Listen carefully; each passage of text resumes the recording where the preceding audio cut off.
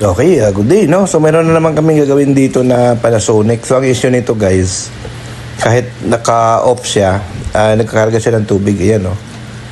Hindi pa natin yan sinaksak o hindi pa natin ino-on, pero nagkakarga siya ng tubig. So, ito ngayon, guys, ang ating gagawin.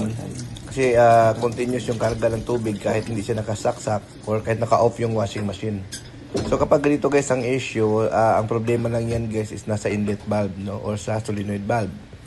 So dalawa ang option nyo, pwede siyang palitan or pwede nyo siyang linisin, no.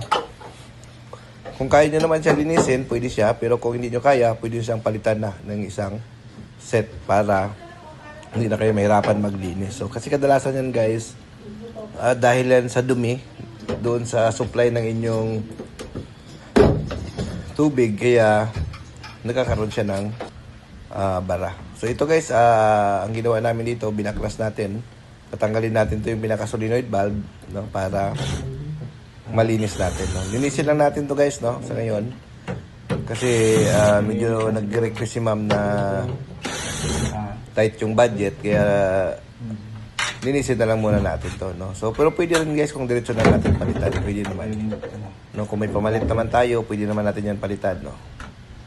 Medyo may kamahalan lang yan guys, yung original niyan pag binili nyo sa service center. So ang halaga ng parts na yan is nasa 2.5 to 2.9, no, depende sa service center na mabilhan nyo.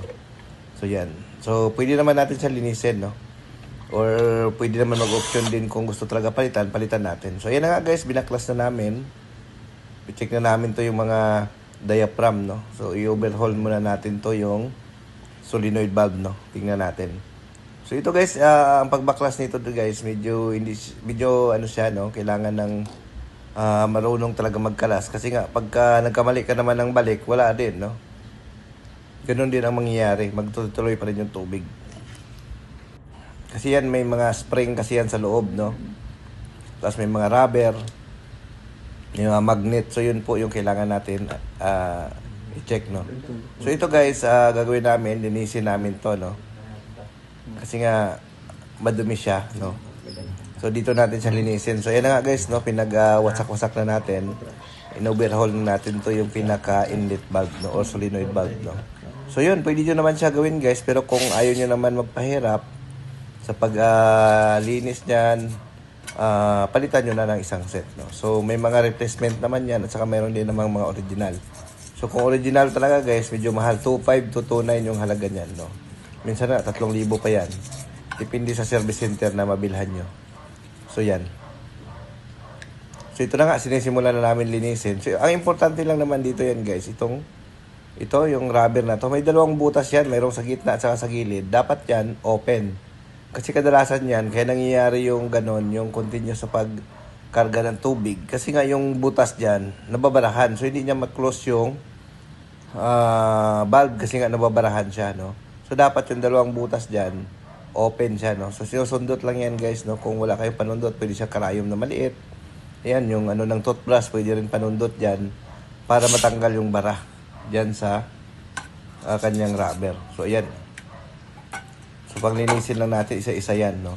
So dahil tatlo yan guys, linisin natin isa-isa para matanggal. Basta importante guys, doon sa rubber, yung mga butas doon na 2 piraso dapat walang bara, no. So pag binalik nyo yan, okay na yan. Basta walang bara yung 2 butas dyan. So yan. So sinisilip-silip na namin guys, baka may mga nakabara pa. So yan. So kaya inaangat-angat natin kasi nga sinisilip-silip natin para may makita natin kung mayroon pa siyang nakabara. So yan. So yun, no, medyo matyaga lang, kailangan lang tiyaga dito guys.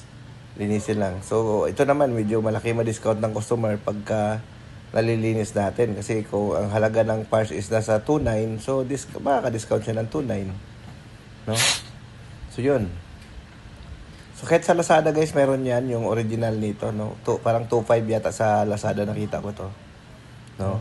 So yun. Basta original, medyo mahal talaga siya. Pero ganun pa man, kahit original ilagay mo dyan, pag madumi ang supply ng tubig nyo, masisira pa rin yan. So magkaganyan pa rin.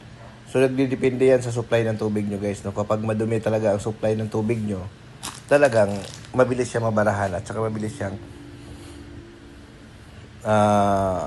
magbabara, no? Doon sa mga butas. So, doon na yan magsimula na hindi na siya mag-stop. Tuloy-tuloy na siya sa pagkakarga ng tubig. So, ayan, no? Ang ginagamit namin dyan minsan, yung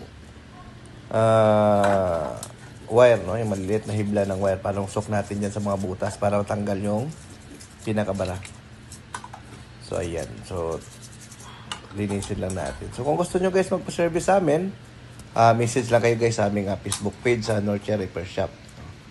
Kayo po nagsiservice ng Cavite, Laguna, Batangas. No? So, sa mga baguhang technician naman, subaybayan nyo lang yung video natin para mamaster nyo yung pag-repair ng automatic washing machine. So, ang automatic washing machine kasi, services, no? Medyo demand siya guys sa ngayon. No? Wala siyang season, no? Every day, every month, malakas. No? Walang season guys sa automatic washing machine. So, hindi tulad sa aircon na pagdating ng tag-ulan, mahina yung aircon. So, pag summer, malakas. No? Sa washing machine, walang season. Kahit tag-ulan or tag-init, talagang malakas. No? Kasi nga, ang mga automatic washing machine, talagang mga nasisira talaga. No? Medyo malakas talaga sa maintenance yung mga automatic washing machine. So, ito nga, testing namin guys, dinirect natin sa puset. Ayan. So, dapat wala na siyang leak. Wala lang tulo, no? Ibig sabihin, pagka wala na yan, good na yan. So, ang gawin natin, babalik na natin. Kasi nga, wala na, no? Symbol na natin yung pinaka-inlet or solenoid valve. So, para matesting na natin to guys. Ayan.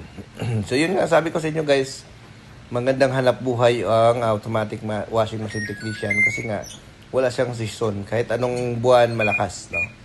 So kami nga medyo maraming nagagalit sa amin kasi nga hindi na namin sila, iba hindi na namin napupuntahan, no?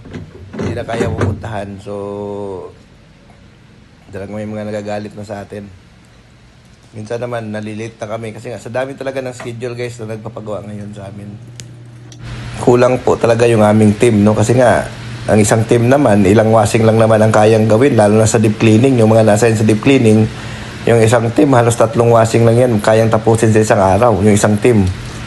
So, kung 4 yung team namin, so ilang washing machine lang yung kaya makleaning. So, 3 unit bawat team. So, ilang washing lang guys, no? So, sa daming tumatawag at nagpapalinis o nagpapaschedule sa amin guys.